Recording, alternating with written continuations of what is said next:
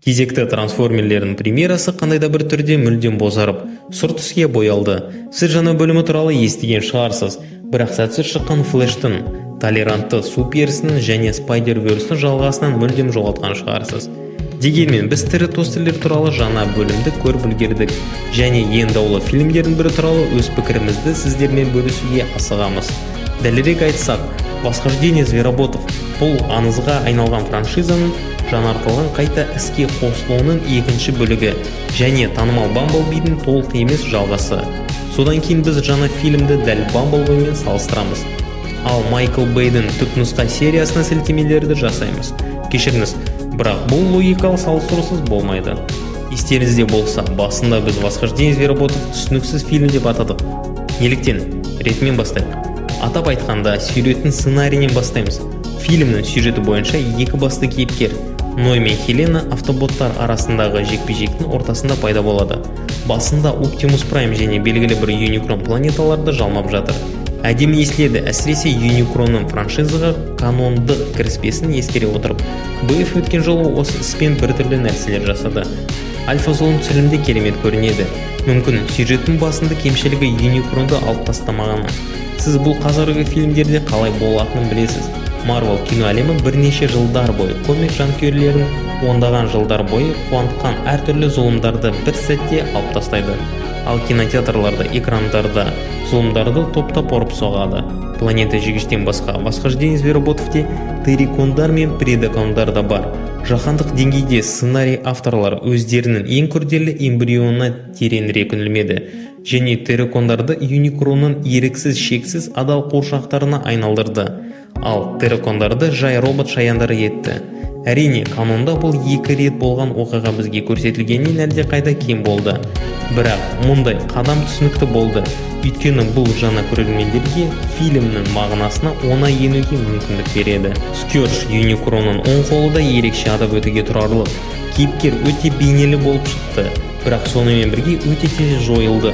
Фильмнің басында біз оның трансформерлердің басты жойғышы екенін және оның қожайынның жолында тұрған кез келгенде өлтіруге дайын екенін фильмнің басында байқаймыз. Кадрда бірнеше секундтан кейін ол максималдардың жетекшісі Апеллингті өлтіреді.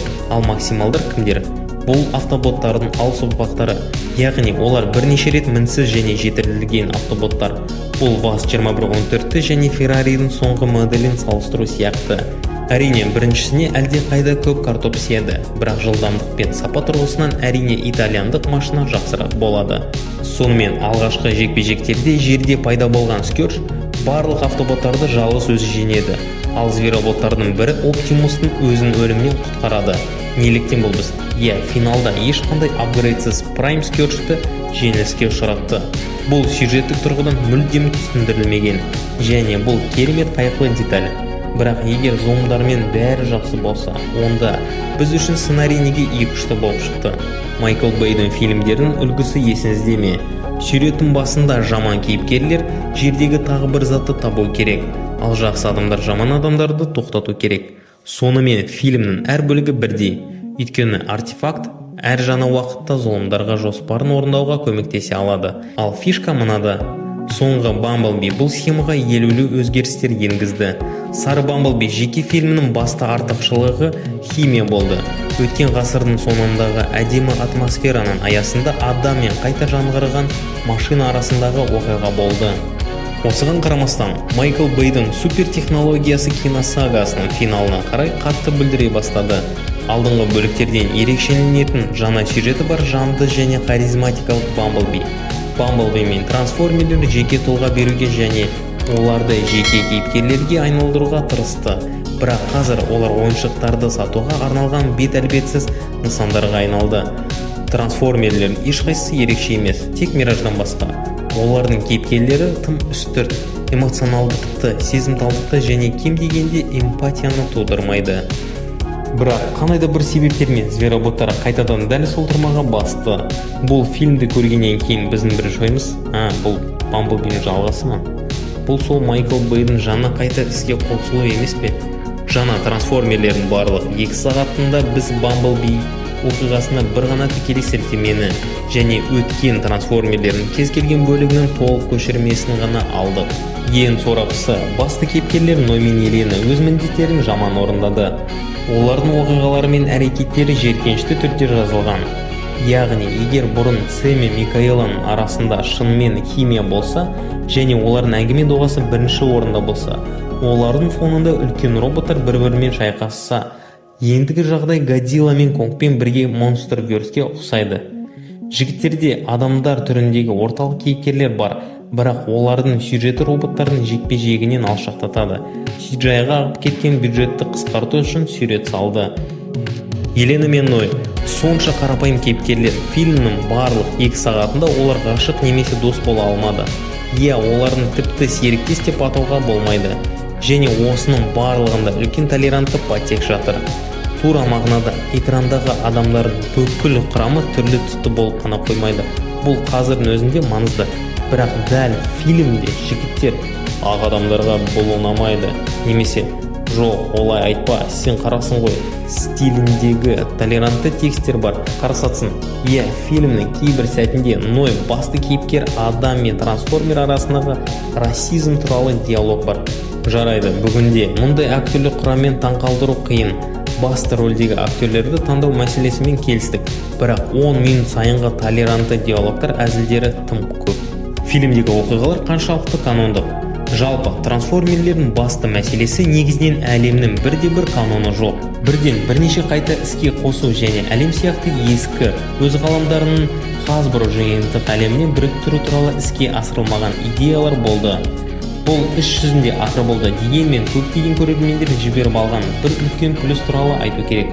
Paramount кинокомпаниясы трансформерлердің ішінде Бросок Кобры франшизасын нөлден бастап жандыруға тырысты.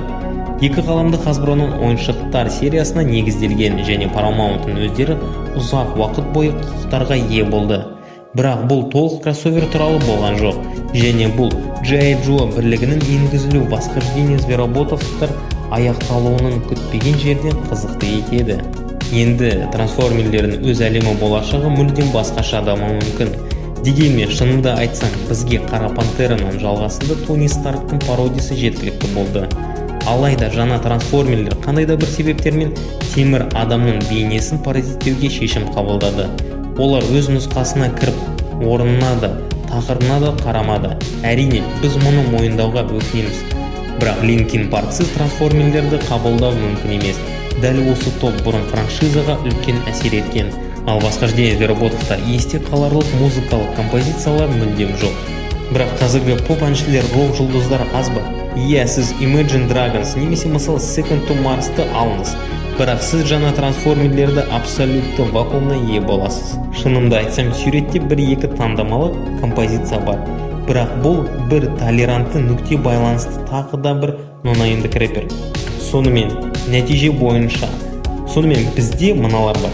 Есте қаларлық музыкалық сүйемелеудің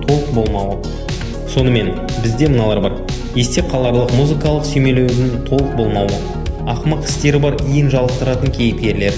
Берік әрекет және канонға деген құрмет. Осының барлығының аясында канонның таныс емес жаңа көрермендерді және осы ғаламды ұзақ уақыт бойы аңдып жүргендерін таңқалдырмау үшін өте ұқыпты, үстірт жасалған толығымен стилді сценарий.